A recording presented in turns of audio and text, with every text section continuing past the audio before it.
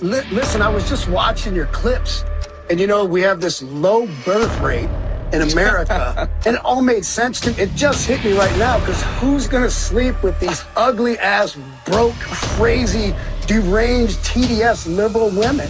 I mean, you look at these rallies, it's like a bunch of women that no guy wants to sleep with and a bunch of dudes that want to sleep with each other. Man, make sure y'all stay tuned for the rest of the video.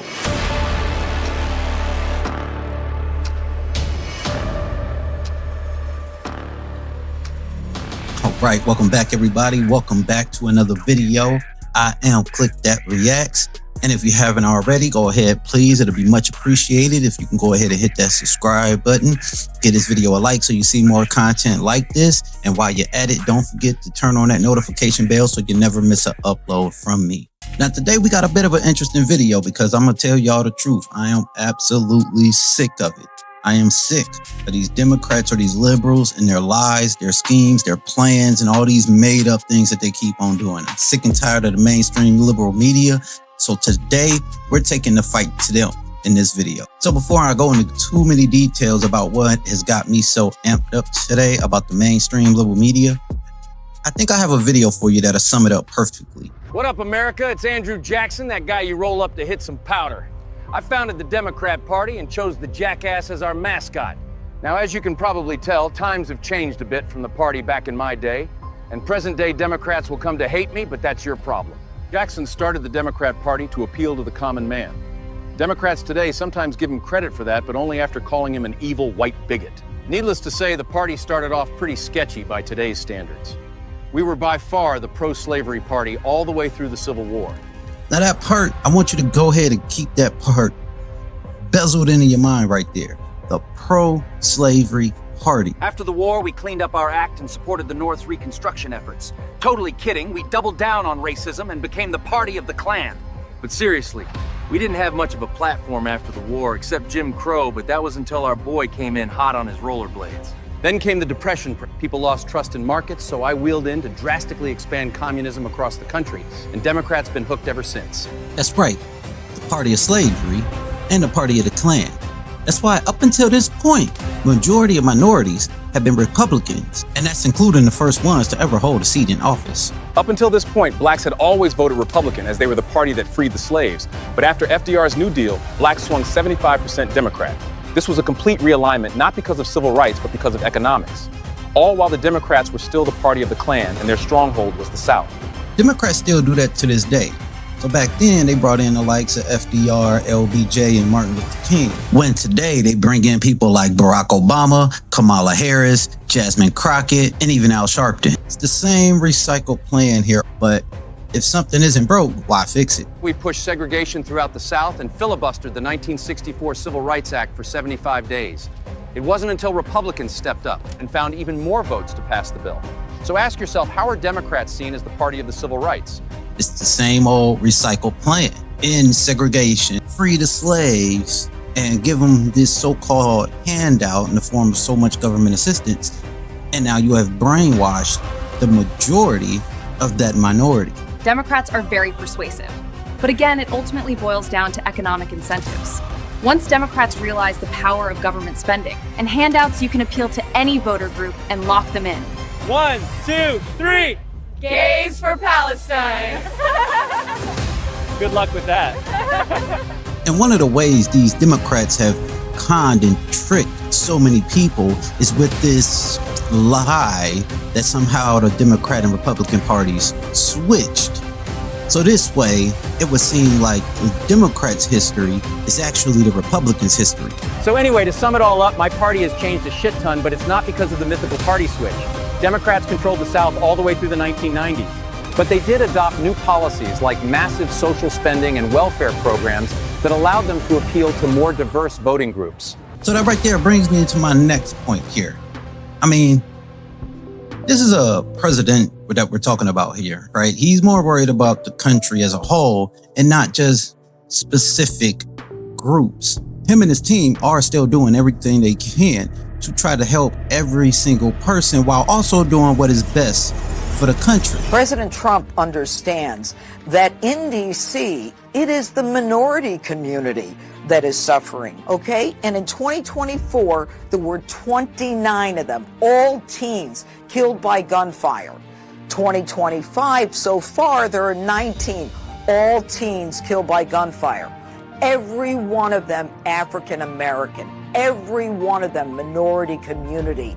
And I'm going to stun you. 70% of these homicides of 45 young minority kids in the last year and 7 months have not been solved. The ones who shot and killed them and took their lives from them are still walking the streets. We haven't arrested them. We haven't taken the guns from them. And that's what the president understands. And that's my mission. One thing that does speak on is how these Democratic policies mainly affect minorities. With all the statistics and stats, and even Trump and his whole administration constantly speaking out about these issues, why do minorities vote Democrats still? DC! DC! DC! We're the winner versus Trump! Maybe that has something to do with the mainstream liberal media and their unwavering support for the Democrats in every single one of their policies. But the man has solved 6 or 7 conflicts this year. I think we ought to give him some latitude to operate. Which 6 or 7? I'm sorry, are you not watching the Which news? 6 or 7? Well, we just did Azerbaijan, we did Rwanda, we did Israel, Iran. Israel, Iran, what? What peace deal did I miss? Ended the 12-day war. I mean, so you 6 or 7. I Are mean, you that's living on Earth too? I mean, no, but Rwanda, Azerbaijan, Rwanda, what? What are we talking about? The fact is, we still have a country a world that's on fire.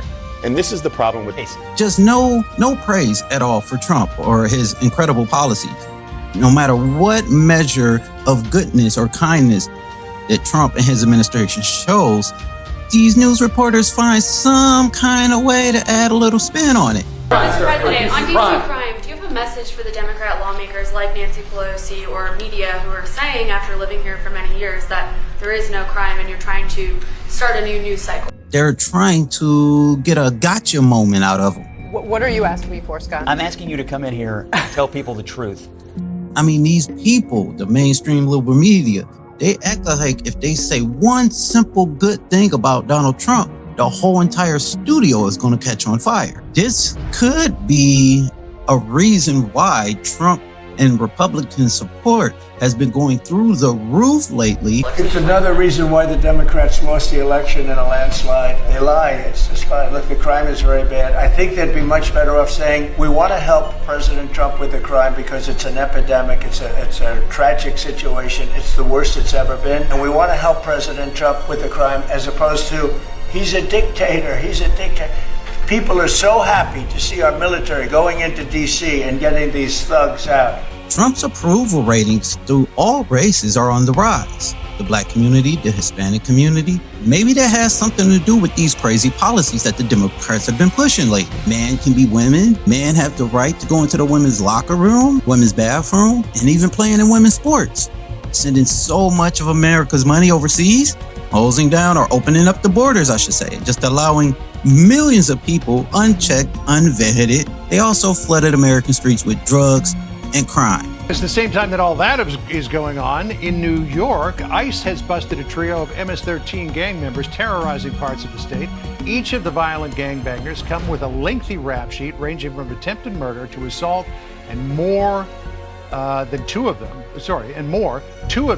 entered the U.S. illegally under the Biden administration. The other in late 2016 under former President Obama's law. For U.S. Marshals say they arrested a high-ranking Venezuelan street gang member for his role in this shocking case that rattled many in the South Shore neighborhood. Democrats still have the minorities in some kind of brainwashed stranglehold.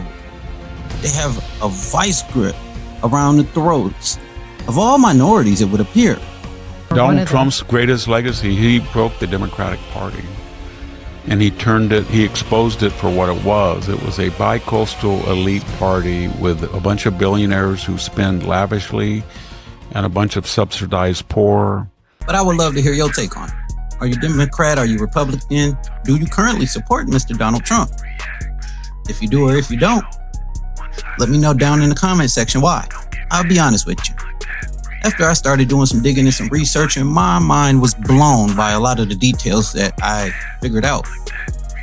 But all I will say is that a country divided won't last very long. So we all here in America need to find some kind of common ground here and get a solid foundation under our feet before it starts to crumble. I am ClickThatReacts, and I'll see y'all in the next one. Sanctimonious, self-righteous, talk down. I know the answers. I know what's good for you. I am the transportation secretary. I don't think California is suffering from not enough freeways or it's too crowded. It's suffering from racist legacies of clover leaves. And I'm going to make non-racist clover. Nobody wants that. And that's what the Democratic Party, it's a Karen school.